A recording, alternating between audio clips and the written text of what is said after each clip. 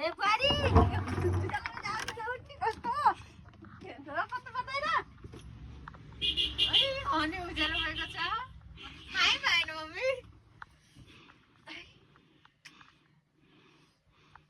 पत्तेल्नु बुढोगा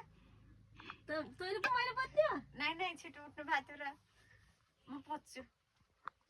ढिलो भएको छ क्या आँखै लागेको छ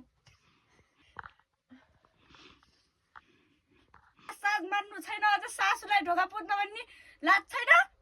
होइन के नानी यहाँ आज धेरै ढिला भएको छ अनि आज के भएर पेट दुखे जस्तो भएको छ कि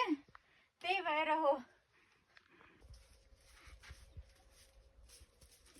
बडालाई पनि के हो लरेर गराउनु बडालले त्यो बिहानै उठ्नु छैन बुहारी मान्छे भएन बिहान पनि नउठे अनि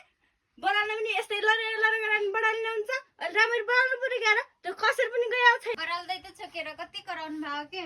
बडाल त राखेको छ आज छिटो उठ्नु भएको थियो एकछिन बडाल्दै पनि हुन्थ्यो त अनि पेट दुख्या छ भने त राखेको छु के र